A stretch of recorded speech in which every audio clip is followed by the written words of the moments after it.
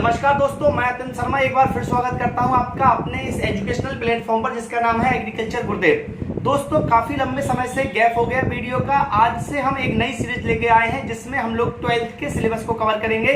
तो चलिए, अगर आप अभी तक तैयार नहीं है तो तैयार हो जाइए। आज हम फसल उत्पादन एवं उद्यान शास्त्र का पहला अध्याय जिसका नाम है जल निकास बेटा उसको कवर करने वाले हैं। तो अभी आप तैयार हो जाइए। और अगर इससे पहले अगर आपने हमारे चैनल को सब्सक्राइब नहीं किया तो चैनल को सब्सक्राइब कर दें। उसके साइड में बेल आइकन का बटन दिया गया है, उसको भी प्रेस कर दें जिससे आगे की क्लास की नोटिफिकेशन आपके पास सबसे पहले आ जाए। ठीक है दोस्तों, तो चलिए दोस्तों स्टार्ट करते हैं। हमारा जो चैप्टर है उसका नाम है जल निकास। तो सबसे पहले हम ये जान लेते हैं जल निकास क्या होता है, उसकी आवश्यकता क्या होती है, उसके लाभ क्या होते हैं।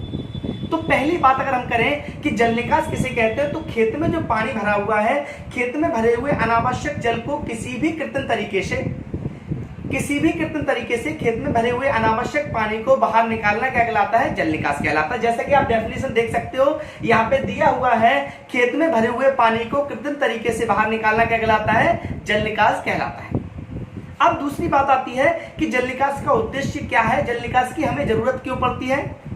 तो जल निकास का जो उद्देश्य है कृषि की दृष्टि से और मृदा सुधार की दृष्टि से, कृषि की दृष्टि से और मृदा सुधार की दृष्टि से बहुत सारे उद्देश्य हैं, जिसमें से कुछ उद्देश्य की बात कर लेते हैं। आपके जो एग्जाम में बेटा ये 4 नंबर का क्वेश्चन पूछा जाता है, तो हम 4 या 5 पॉइंट के बारे में डिस्कस कर लेते हैं अच्छे से। तो पहली बात है, अगर हमारी भूमि जो है उसको हम दलदली होने से बचाना चाहते हैं। अगर हम अपनी भूमि को दलदली होने से बचाना चाहते हैं तो हमें जल निकास की बहुत अधिक आवश्यकता होती है। क्योंकि किसी भी खेत में अगर लंबे समय तक पानी भरा रहे तो खेत जो है, भूमि जो है वो दलदली हो जाती है, और उस भूमि को दलदली होने से बचाने के लिए हमें जल निकास की आवश्यकता पड़ती है। दूसरे पॉइंट के बारे में अगर हम बात करें तो दिया हुआ है वायु संचार को बढ़ाना। बेटा, किसी भी खेत में अगर लंबे समय तक पानी भरा होता है तो आपको पता है सॉइल में दोनों तरह के रंध्र होते हैं, एक होते हैं वायु रंध्र और एक होते हैं जल रंध्र। लेकिन अगर लंबे समय तक खेत में पानी भरा रहे तो जो वायु रंध्र हैं उनमें से वायु की मात्रा बाहर निकल जाती है और जल उनके अंदर प्रवेश कर जाता है।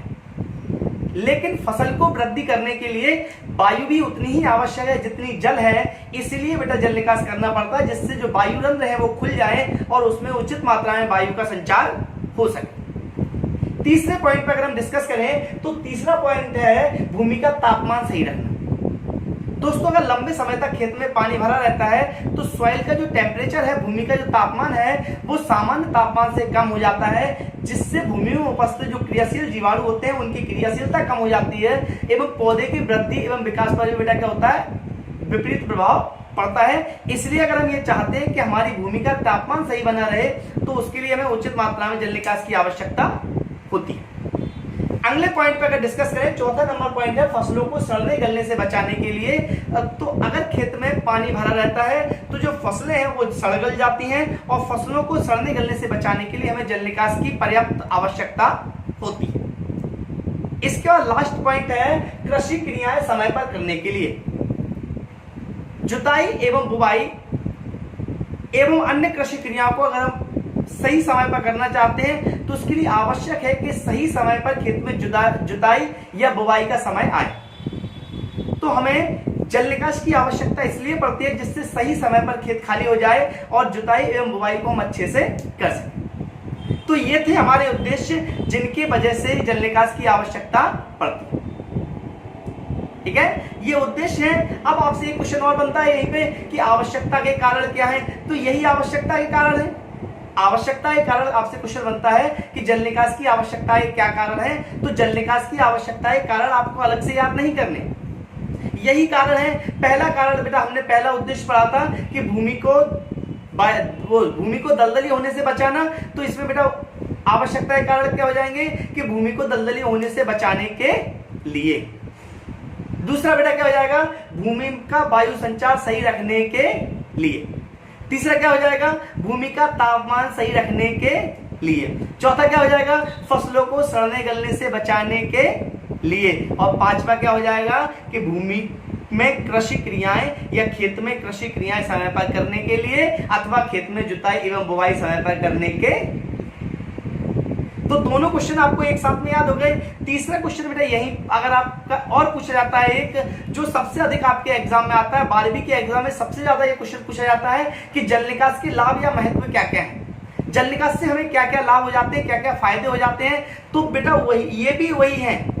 उद्देश्य क्या है? उद्देश्य है कि खेत का तापमान सही बना रहता है। तो लाभ क्या है? लाभ क्या है? खेत का तापमान सही हो जाता है। पहला उद्देश्य क्या था? भूमि दलदली होने से बचाने के लिए। तो लाभ क्या हो जाएगा? भूमि दलदली होने से बच जाती है। दूसरा क्या था? कि भूमि का वायु संचार सही रखने के लिए। तो लाभ क्या हो जाएगा? भूमि का वायु संचार सही हो जाता है। तीसरा क्या था? भूमि का तापमान सही रखने के लिए। तो क्या हो जाएगा बेटा? भूमि का तापमान सही हो जाता है।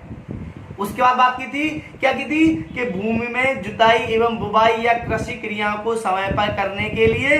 तो इसमें क्या हो जाएगा? भूमि में कृषि क्रियाएं समय पर हो जाती हैं या समय पर संपन्न हो जाती हैं। तो अपन ने क्या किया? अपन ने बेटा एक साथ सारे क्वेश्चनों को पढ़ लिया। क्या क्वेश्चन पढ़ा हमने? भूमि में जल निकास किसे कहते हैं? तो जल निकास की डेफिनेशन हमने देखी। दूसरा हमने कहा जल निकास के उद्देश्य क्या होते हैं, हमने उनको पढ़ा और जाना। इसके साथ साथ बेटा उद्देश्य के बाद बेटा हमें पता चला आवश्यकता क्या कारण है, तो बेटा उसी को हमने डेवलप किया। लिटिल चेंज किया, थोड़ा सा चेंज किया हमने, बस बेटा उसमें के लिए की लगाओगे तो क्या हो जाएगा? आवश्यकता हो जाएगा। बात किया लाभ की, तो बेटा जाता है जाती है लगाओगे तो लाभ हो जाएगा। अब बेटा वो आपसे एक क्वेश्चन और पूछते हैं कि जल निकास न होने पर, उचित जल निकास की व्यवस्था न होने पर भूमि पर या फसलों पर क्या प्रभाव पड़ता है? ठीक है बेटा, तो लाभ क्या हो जाता है? भूमि दलदली होने से बच जाती है, और जल निकास अगर नहीं होगा तो भूमि दलदलीय हो जाएगी। भूमि में उचित वायु संचार नहीं रहेगा, फसलें सड़ जाएंगी, मृदा की भौतिक स्थिति खराब हो जाएगी। ठीक है बेटा, उसके बाद क्या है? उसके बाद बेटा एक हमारा था कृषि क्रियाएं समय पर संपन्न नहीं हो पाएंगी। तो ये हमारे क्या होगा? ये हमारे जल निकास न होने से होने वाले दुष्प्रभाव हैं। देखिए बेटा हमने एक साथ में एक क्वेश्चन से 4 क्वेश्चन याद किए। पहला क्वेश्चन हमने क्या याद किया?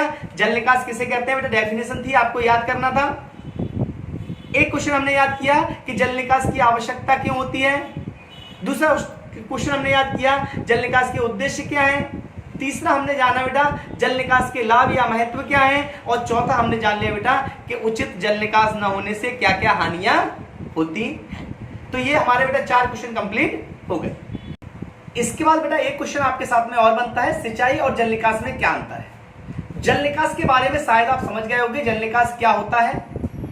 थोड़ा सा सिंचाई के बारे में समझ लेते हैं बेटा। सिंचाई और जल निकास एक दूसरे के अपोजिट है। सिंचाई में क्या होता है? खेत में कृत्रिम तरीके से पानी पहुंचाना, किसी जल स्रोत से खेत में कृत्रिम तरीके से पानी पहुंचाना सिंचाई कहलाता है। जबकि इसके विपरीत खेत में भरे हुए पानी को बाहर निकालना क्या कहलाता है? जल निकास कहलाता है। तो पहला अंतर हमारा यही बन जाता है कि खेत में कृत्रिम रूप से पानी पहुंचाना क्या कहलाता है? सिंचाई कहलाता है। जबकि खेत में भरे हुए फालतू पानी को बाहर निकालना क्या कहलाता है? जल निकास कहलाता है। दूसरे पॉइंट पे अगर बात करें बेटा तो इसमें खेत में पानी दिया जाता है, यानी कि सिंचाई करने से खेत का जो जल स्तर होता है वो ऊंचा बढ़ जाता है। सिंचाई करने से खेत का जल स्तर ऊंचा उठ जाता है। जबकि बेटा जल निकास में हम खेत से पानी बाहर निकालते हैं, तो जल निकास करने से खेत में पानी का जल स्तर जो है वो नीचे गिरता है। तीसरे पॉइंट पे बेटा डिस्कस करें तो जो जल सिंचाई की नालियां है बेटा वो हमेशा भूमि की सतह के ऊपर बनाई जाती है।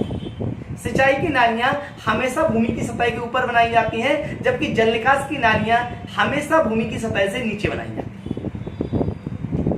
नीचे बनाएंगे तभी पानी बाहर निकलेगा, और सिंचाई की नालियों में हम ऊपर बनाते हैं तभी खेत में पानी अंदर जाएगा। तीसरे पॉइंट पे बेटा बात करें कि जो सिंचाई होती है बेटा उसकी आवश्यकता हमें वर्ष भर होती है। जब भी पौधे की जल मांग होगी तभी हमें सिंचाई की आवश्यकता पड़ेगी। लेकिन जल निकास की आवश्यकता जो है बेटा सामान्यतः केवल वर्षा ऋतु में होती है। अनावश्यक जल इकट्ठा केवल और केवल वर्षा ऋतु में होता है। उसके बाद बेटा बात करते हैं तो जो सिंचाई का जल है उसको सिंचाई के साथ साथ बेटा हम घरेलू उपयोगों में भी ला सकते हैं। लेकिन जल निकास का जो जल होता है उसका उपयोग हम घरेलू कार्यों में नहीं कर सकते। तो ये छोटा सा अंतर था सिंचाई और जल निकास में। बने रहिए, एक बार फिर समझते हैं हम सिंचाई और जल निकास में अंतर। तो पहला अंतर बेटा हमने क्या बात की थी कि सिंचाई क्या होती है? कृत्रिम विधि से खेत में पानी देने की क्रिया बेटा सिंचाई कहलाती है, जबकि खेत में भरे हुए अनावश्यक जल को कृत्रिम तरीके से बाहर निकालना क्या कहलाता है? जल निकास कहलाता है। दूसरे पॉइंट पे हमने बात की थी कि सिंचाई करने से जल स्तर जो है वो ऊंचे उठता है, बल्कि जल निकास के द्वारा खेत का जल स्तर नीचे गिर जाता है। तीसरे पॉइंट पे हमने बात की कि सिंचाई की आवश्यकता जो है वो साल भर रहती है, बल्कि जल निकास की जो आवश्यकता है वो केवल और केवल वर्षा ऋतु में होती है। इसके बाद बेटा हमने अंतिम पॉइंट पर बात की थी कि जो सिंचाई होता है बेटा, सिंचाई का जो जल होता है उसका उपयोग हम घरेलू कार्यों में कर सकते हैं, जबकि जल निकास के जल का उपयोग हम घरेलू कार्यों में नहीं कर सकते। तो ये बेटा था सिंचाई और जल निकास में अंतर। इसके बाद बेटा हमारा अंतिम क्वेश्चन बनता है कि पृष्ठीय जल निकास की नालियों में और भूमिगत जल निकास की नालियों में क्या अंतर है, अथवा पृष्ठीय जल निकास और भूमिगत जल निकास में क्या अंतर है। तो दोस्तों पृष्ठीय जल निकास, जब जल निकास की नाली भूमि की सतह के ऊपर बनाई जाए तो उसे पृष्ठीय जल निकास कहा जाता है, जबकि जब जल निकास की नाली भूमि के धरातल के अंदर बनाई जाती है तो उन्हें क्या कहा जाता है? भूमिगत जल निकास कहा जाता है। दूसरे पॉइंट पे डिस्कस करें तो जो पृष्ठीय जल निकास की नाली होती है बेटा, उनको बनाने में खर्चा कम आता है, जबकि भूमिगत जल निकास की नालियों को बनाने में खर्च अधिक आता है। तीसरे पॉइंट पे बेटा डिस्कस करें तो वो जो पृष्ठीय जल निकास की नाली होती हैं उनको बनाना आसान होता है, जबकि भूमिगत जल निकास की नालियों को बनाना बहुत ही कठिन होता है। तीसरी बात करें बेटा, नेक्स्ट पॉइंट में बात करते हैं तो ये जो जल निकास की नाली है वो भूमि के सतह के ऊपर बनाई जाती हैं, और ऊपर बनाने से बेटा ये नालियां बार बार टूटती हैं, जबकि जो भूमिगत नालियां होती हैं वो बार बार नहीं टूटती। नेक्स्ट पॉइंट बेटा क्या होता है, जब जल निकास की नाली भूमि की सतह के ऊपर बनाई जाती है तो बेटा ये क्या होता है, ये भूमि का जो उपजाऊ क्षेत्र है उसको भी कवर करती है, क्योंकि बनाई ऊपर जाती है पृष्ठ पर, जहां पर हम फसल पैदा कर रहे हैं वहीं पर ये नालियां बनाई गई हैं। तो ये क्या करती हैं कि जो उपजाऊ क्षेत्र है उसको कम करती हैं, जबकि जो भूमिगत जल निकास की नालियां होती हैं वो उपजाऊ क्षेत्र को कम नहीं करती। नेक्स्ट बेटा, जो जल निकास की नाली भूमि की सतह के ऊपर बनाई जाती है, यानी कि पृष्ठीय जल निकास की जो नालियां होती हैं, उन नालियों के समय बेटा कृषि कार्य करने में बड़ी प्रॉब्लम होती है, परेशानी होती है, जबकि जो भूमिगत जल निकास की नाली होती है बेटा उनमें कृषि कार्य करने में कोई परेशानी नहीं आती। इसका बेटा जो पृष्ठीय जल निकास की नाली होती है बेटा उनका जो आकार है वो समय अनुसार, आवश्यकता अनुसार बेटा हम कम या ज्यादा कर सकते हैं, जबकि भूमिगत जो जल निकास की नालियां बेटा वो एक बार बनती हैं और उनका जो आकार है वो आवश्यकता अनुसार हम कम या ज्यादा नहीं कर सकते। तो दोस्तों ये थे आपके 12th के लिए पहले चैप्टर के जल निकास के इंपोर्टेंट क्वेश्चन बेटा। आज हमने बेटा 5 या 6 क्वेश्चन पे डिस्कस किया बेटा, एक बार दोबारा से रिकॉल करते हैं बेटा उनको। और पहला क्वेश्चन बेटा हमारा क्या था, जल निकास किसे कहते हैं, जल निकास की आवश्यकता क्यों पड़ती है, जल निकास के उद्देश्य क्या है। उद्देश्य के साथ में ही बेटा हमने समझा था कि जल निकास की आवश्यकता क्यों पड़ती है, जल निकास के लाभ या महत्व क्या क्या है। इसके बाद बेटा हमने बात की थी कि जल निकास जो हमारा होता है अगर वो प्रॉपर तरीके से नहीं है, सही तरीके से नहीं है, तो हमारी भूमि पर क्या क्या दुष्प्रभाव पड़ेंगे। इसके बाद बेटा हमने 2 क्वेश्चन और डिस्कस किए। एक क्वेश्चन किया सिंचाई एवं जल निकास में क्या अंतर है, और एक क्वेश्चन डिस्कस ये किया कि पृष्ठीय जल निकास और भूमिगत जल निकास में क्या अंतर है। तो ये हमारे 6 क्वेश्चन हुए, ये 12th के पहले चैप्टर जल निकास के लिए बहुत आवश्यक है।